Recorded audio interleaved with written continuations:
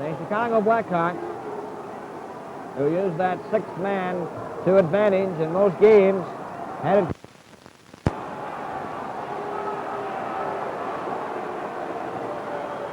The Chicago Blackhawks, who used that sixth man to advantage in most games, had it going for them again. Now they have a two-man advantage. 6 men to 4, trailing 1-0. Keon with Brewer and Vaughn. It's Hull with Pierre Pilote, Ab McDonald, Dan Mikita, and Kenny Warham. Back to Pierre Pilote. Pilote going in with his shot. Simmons grabbed that.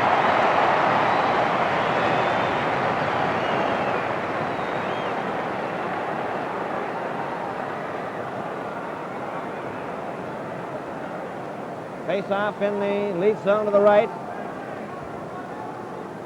Chicago play every man up. Orton has about 13 seconds left in his penalty. Nevin, of course, has 1:50. It's back to Bobby Hull. His shot. Simmons got his toe in the way of that. Pierre Pilote shot it around behind the net to Ab McDonald. Over here to Bobby Hull. Here's his shot. It deflects to the opposite wing. Carl Brewer with it. Still in possession, back to Bond. Bond flips it out to center ice. Bobby Hull coming up with a pass, deflected from Keon to Warham to Pilote. His shot goes over top of the net. Dan Mikita tried to center it and it's grabbed by Don Simmons.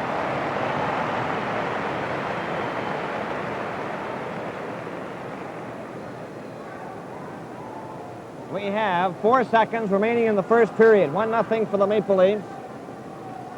1:17 remaining in the penalty to Bob Nevin.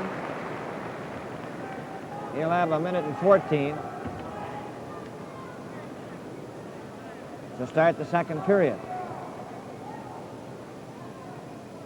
Face-off in the circle to the left of Don Simmons. Chicago playing every man up. This strategy has paid off for Chicago before. In the last meeting, they scored with 1 second remaining in the period. Here's Stanley shooting it, and it comes back to Pierre Pilote as the bell goes to end the first period. One scoring play, that was Armstrong from Keane and Hillman at 11:30. A total of 5 penalties in the first period. 3 of them to the Leafs and 2 to Chicago. At one time, the Leafs played short-handed 2 men. And so far, the Blackhawks have been unable to break through when they've had that man advantage. So the score at the end of the first period, Toronto Maple Leafs 1, Chicago Blackhawks 0. Now this is a road, this is a car, and where it's going is not very far. It's taking the road that all cars know, the familiar sign that says SO. Now this is a motorist, and here's what he sees: the roads and the towns and the forests and the trees and the SO sign standing out from the rest, and he looks to Imperial for the best. Always look to Imperial for the best. Now thousands of other motorists agree it's Imperial for value and quality. Wherever you drive in country or town, whether on the way up or on the way down, it's SO. Or SO Extra. At the SO sign that's not very far. Now this man says with all the rest, always look to Imperial for the best.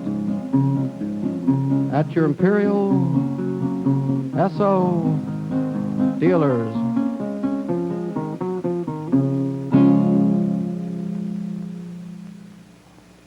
Good evening, everyone. Ward Cornell here, and welcome to Hockey Night in Canada. And we're having ourselves a very thrilling hockey game tonight, and with the highlights, Ed Fitkin.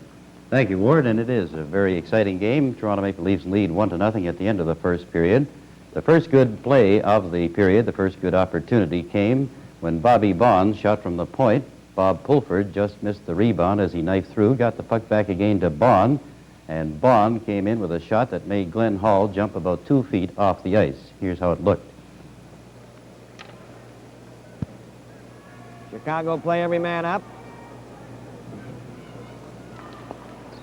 Bond runs into Chico Mackey, and Pulford shoots it off the boards down the ice. Nevin goes after it. Pierre Pilote gets back first. Stops behind the net. Here's a rink-wide pass for Ron Murphy. Murphy is bumped by Nevin, and Bob Bond gets it. There's Bond's shot. That was just off the corner. Here's Pulford getting it in front. And Glenn Hall had to stop it. Back to Bond again, a shot. Glenn Hall stopped that.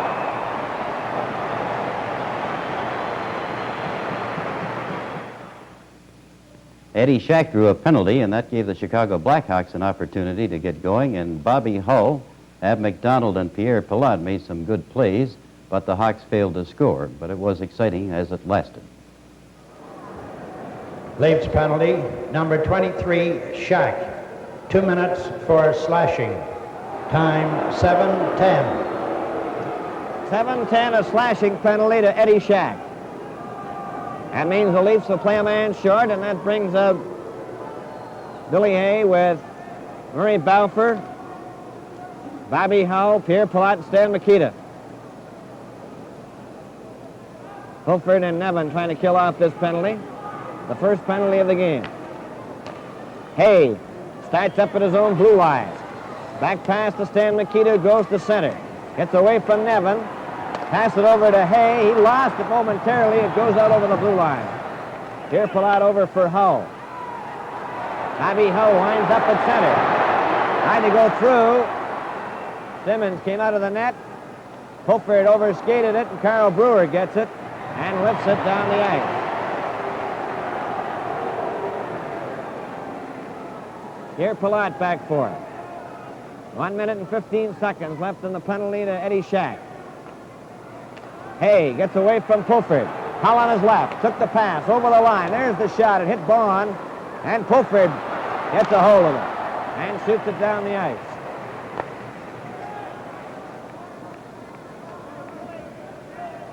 Armstrong comes over the boards, and so does Keon to replace Fulford and Nevin. Mikita fanned on his first try. Flips it back to Pierre Pilote. Over the line with a pass on the left wing. It's offside.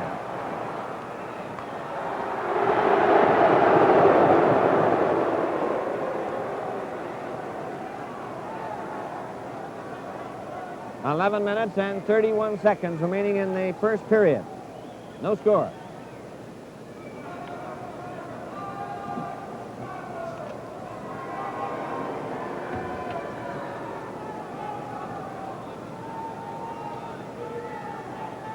Face-off outside the Maple Leaf blue line. Mikita, Warham, and McDonald. Bobby Hull is back at the blue line. Pierre Pilote. 4 forwards, 1 defenseman. 35 seconds remaining in Shack's penalty. Bobby Hull. Over to Pierre Pilote. Gets away from Armstrong. Up the center. Keon covered him. A shot into the Leaf zone, no. Stan Mikita races after it. Stanley bumped into him. Warham shot it behind the net. Ab McDonald tried to clear it back. He did to Pierre Pilote. There's his shot, and that just deflected wide of the corner. Horton takes his time and shoots it down the ice. Pierre Pilote back for it. 3 seconds remaining in the penalty. Shack is on the ice. Pass for Stan Mikita goes over to Ab McDonald. Ab McDonald works his way to center. Pass to Stan Mikita. His pass for Warham and Hull goes to the side. Here's right in front of the net. Warham missed it. Horton working his way out. Long pass for Keon. Offside. Way offside. Toronto got the opening goal of the game when Dave Keon got the puck from behind the net, passed it back to Larry Hillman at the point. Hillman shot, and in a wild scramble around the Chicago goal, George Armstrong finally belted it past Glenn Hall to make it 1-0. To Young. 2 minutes for holding. A holding penalty. Time 10:36. 10:36 is the time of the holding penalty to the Chicago Blackhawks player, Howie Young. Larry Hillman comes out for the first time in the game for the Leafs on the defense, number 22, along with Kelly, Armstrong, Keon, and Duff. On the face-off, Kelly took his shot wide. Armstrong let it go to Hillman. Hillman over here for Kelly. Armstrong standing in front. Duff lets his shot go. That's way wide. Hillman from the other wing. Over to Kelly. Kelly into Duff. Tried to get it back. Nestorenko jammed by the Leaf player and knocked down. And they can't get it loose and hold it for another face-off in the Chicago zone.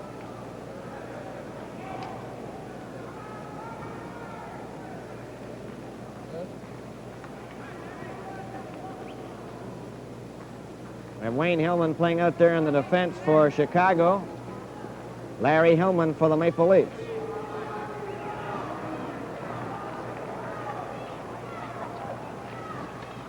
On the face-off, it's cleared down the ice by number 20, Wayne Hillman. Larry Hillman goes back for it. Kelly leading a four-man rush. At center, shot it over the line. Goes behind the goal. Nestorenko was checked. Keon passed it back to Hillman. There's the shot. Right on. Another shot. And score! George Armstrong whacked in the rebound. Well, 1-0 as we await the start of the second period for the Toronto Maple Leafs. And as you noticed there, Ward, quite an exciting first period. Indeed it was, Ed. Indeed it was. Let's move over now to Jack Dennett and Hockey News Roundup. And Jack, these Blackhawk Leaf games are sort of getting to be the specialties of the league. Isn't it strange how it changes from one year to the next? I can remember for about, maybe more than 5 years, the main attraction was the Canadian Leaf games. Now Chicago is the big attraction. And the way they're playing, they're going to be for many years. Yeah, I think so. Jack, the news? Thank you. Ladies and gentlemen, when we think of hockey builders and well-known coaches and players, our thoughts naturally gravitate to the larger centers of Canada because I think you'll agree that's where the major goals are attained. But I don't think we should ever lose sight of the smaller communities across the country where so much groundwork for so many fine hockey stars has been taught. Now, I mention this simply because a man I've known and admired for many a long winter was rightfully honored last Thursday evening in one of the real hockey hotbeds of the Canadian prairies, Brandon, Manitoba. Now, Jake Milford and I have been close friends ever since Jake played in the old Alberta League with the Turner Valley Oilers. We spent a lot of time together at the Sarcee Army camp near Calgary. I followed his light-hearted career through the hockey leagues in Britain and down in Texas, and eventually out to Brandon, where he's made his hockey knowledge so well known to innumerable young players. Now, on Thursday last, Brandon honored Jake with a big banquet. They gave him gifts, they gave him accolades, and all these were so richly deserved. I'm only sorry I couldn't be there to share in the respects paid to this dedicated hockey teacher and his family. Tonight, however, we can provide you with just a brief glimpse of some of the goings-on during that memorable evening at the Wheat City Arena in Brandon. And that's Jake Milford addressing the banquet. This is not an unusual role for Jake because he's quite an accomplished after-dinner speaker and does quite a bit of it out on the Western Circuit. And there is the highlight of the evening when Jake was led onto the ice by the Pipers and presented with a number of gifts, including a new automobile, and all of these gifts from the grateful city of Brandon, Manitoba. Jake Milford, I think, has the two most necessary attributes for hockey: savvy of the game itself, of course, and besides that, a delightful sense of humor. And just so long as these endure, well, Brandon's certainly going to benefit by his presence in that area. Something else I'd like to mention tonight is that the Windsor Bulldogs, last year's Allen Cup winners, have just completed their tour of Europe, and next Monday evening, the city of Windsor is going to be welcoming the boys home with a dinner and a dance at the Angelus Hall at 7 o'clock in the evening. Now, the hockey fans in the Windsor area are urged to get out to this function and give these boys on the Windsor Bulldogs a warm welcome home. Just one more thing. Very few changes tonight. Both teams are close to full strength in this game at the Gardens. Simmons is replacing Johnny Bauer, who's out with the flu. Kent Douglas is still sidelined with a sore shoulder. And Chicago is only minus one man, Johnny McKenzie, who you may recall suffered a rather serious injury last week, and he'll be out until about the middle of February. And that's our Hockey News Roundup for tonight. Now, Ward Cornell. Thank you very much, Jack. And in just a moment, we'll return to Bill Hewitt in a play-by-play of the second period.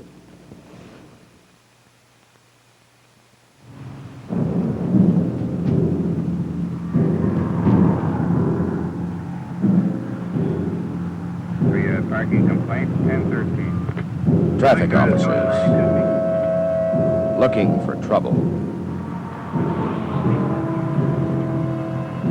and finding it.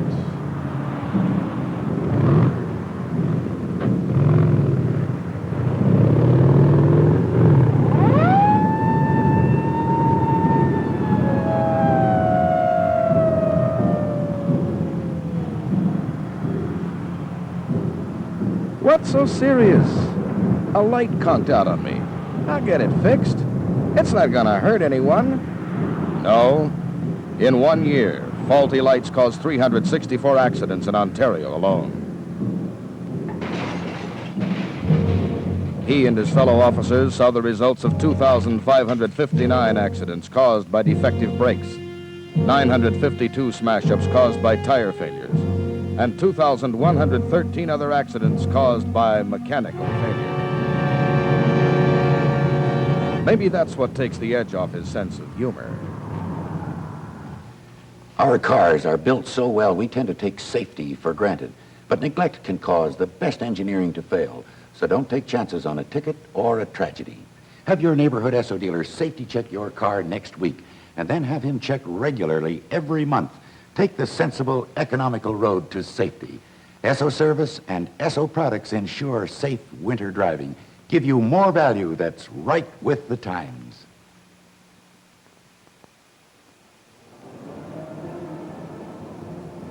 Ladies and gentlemen, my special guest in the gondola tonight is the sports editor of the Toronto Globe and Mail, Mr. Jim Vipond, and Jimmy's going to be commenting during the second and third periods.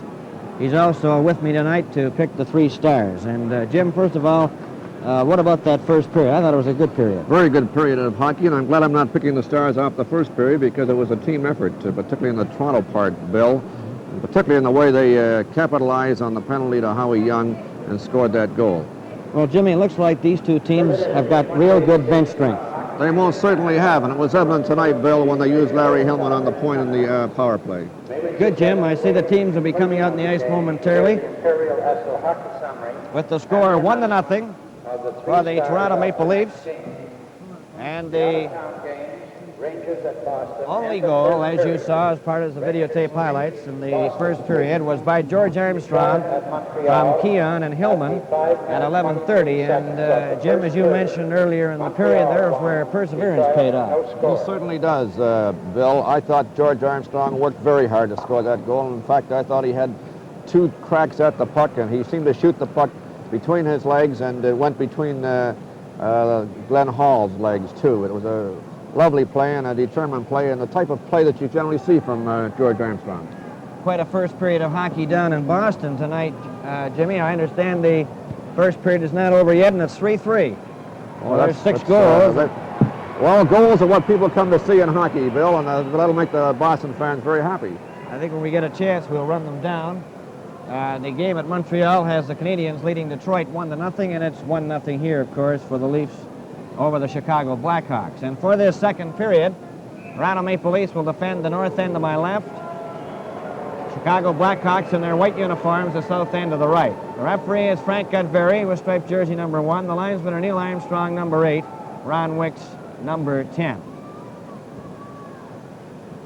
A few penalties nearly backfired on the teams in that first period, Jim. Very interesting. That period that Toronto had 2 men short for 24 seconds, Bill, and the penalty killers particularly. In the second period, Mahavlich unassisted at 7:08, his 8th of the year, and there were 4 penalties, 2 apiece. The score at the end of the second period, Toronto Maple Leafs 2, Chicago Blackhawks 0.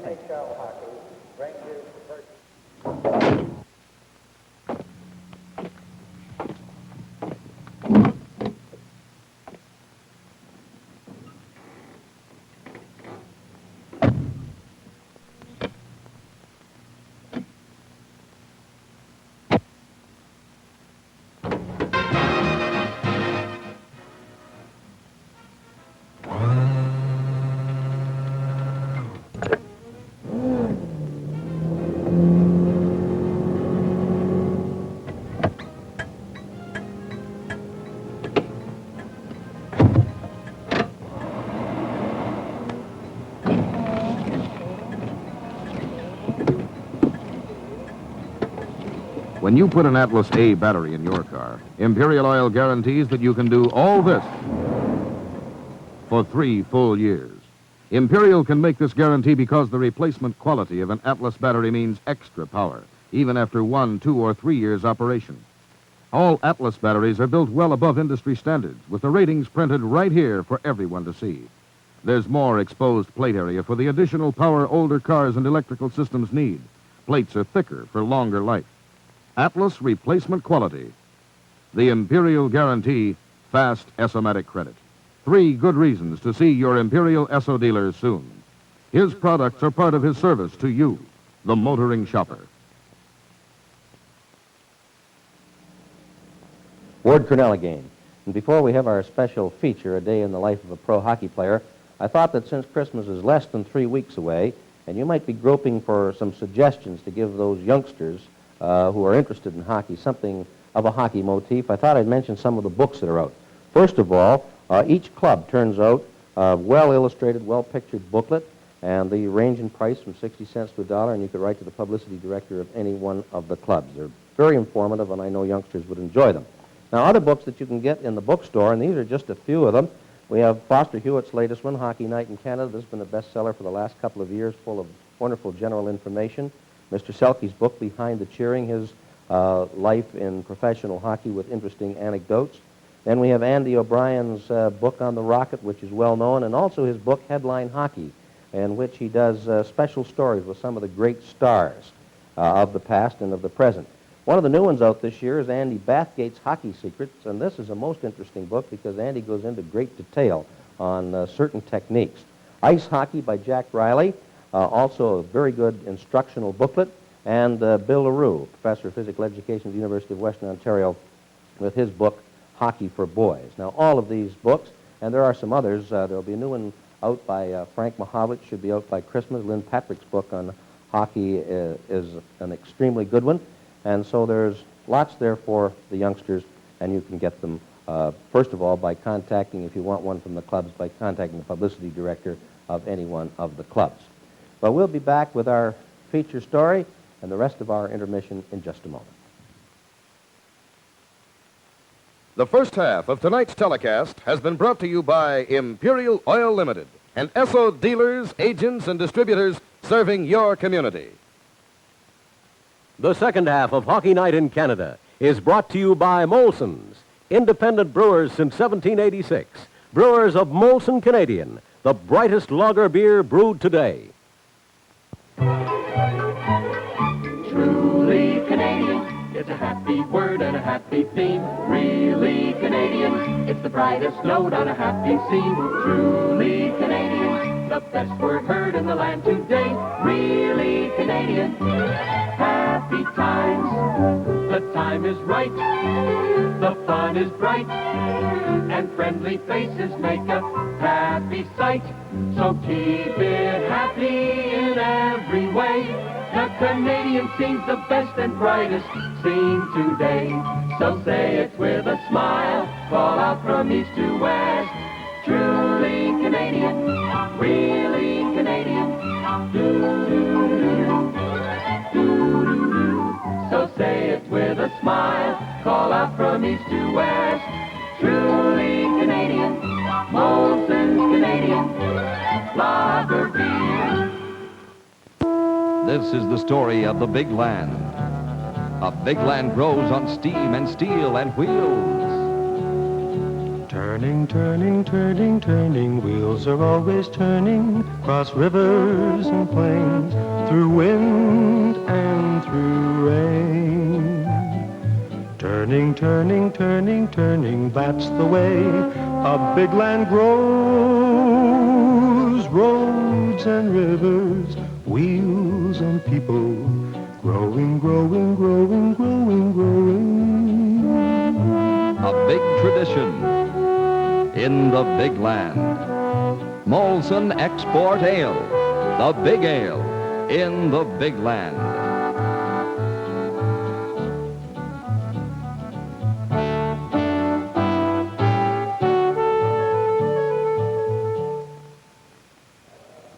You'd like Sheriff Jelly desserts. The out-of-town stores, Rangers at Boston. In just a moment, the two teams will be on the ice for the third and final period. The score is 2-0 for the Toronto Maple Leafs, having scored a goal in each period. But first of all, I'd like to get to the games out of town.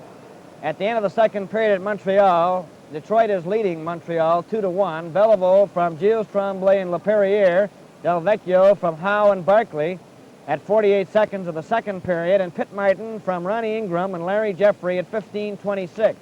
So Detroit at the end of 2 periods is leading 2-1. Now in the game at Boston, it's 5-4, New York Rangers over the Boston Bruins at the end of the second period.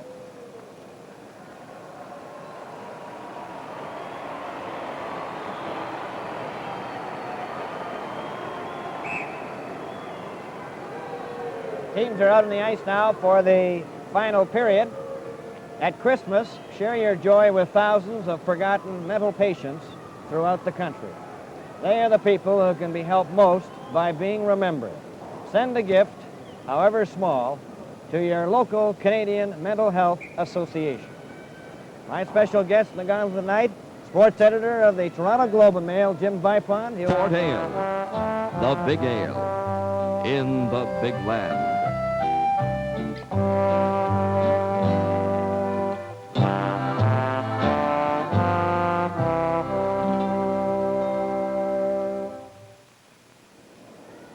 Ladies and gentlemen, here are the 3 stars of tonight's game, selected by Jim Vipond, sports editor of the Globe and Mail.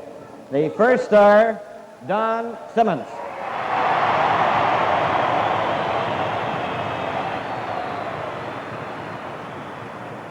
Second star, George Armstrong. Third star, Bobby Hull.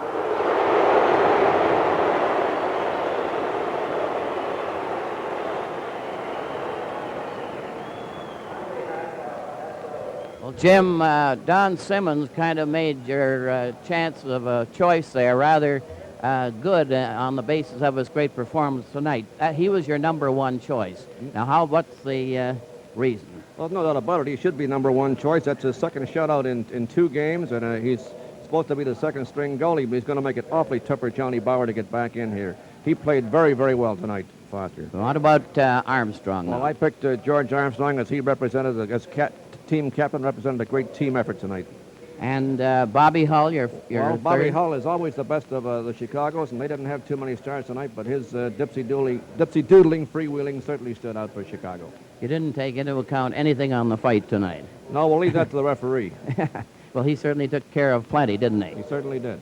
Well, it was quite a battle royal, and the Leafs finally defeated Chicago for the first time this season. Now, the shots on goal, the Toronto Maple Leafs outshot Chicago 30-23. In the other games tonight, both final, Montreal defeated Detroit 5-2, and Boston outlasted New York 8-6. The league standings, Chicago, of course, still well out in front with 36 points. Montreal in second place with 29 and still hanging on. The Toronto Maple Leafs with 28, Detroit with 17, New York and Boston tied with 15 points apiece. And so once again, the final score, Toronto Maple Leafs 3, Chicago Blackhawks no score. The second half of tonight's telecast has been brought to you by Molson's, independent brewers since 1786. Brewers of Molson Export Ale, the big ale in the big land.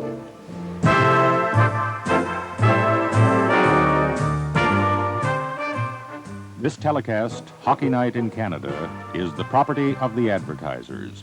Reproduction by any means, in whole or in part, without permission, is prohibited.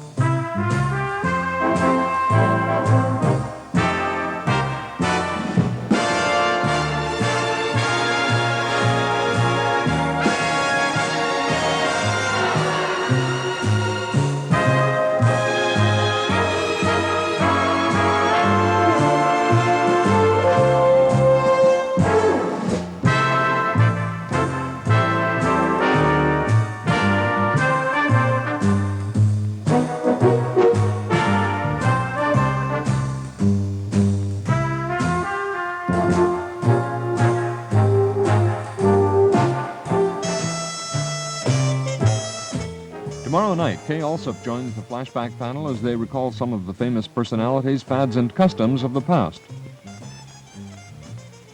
Later tomorrow night, Horizon investigates the world of the songwriter in Quebec. This is the CBC Television Network. Had 2 or 3 hard shots to handle in that period of time, too. Playing very well.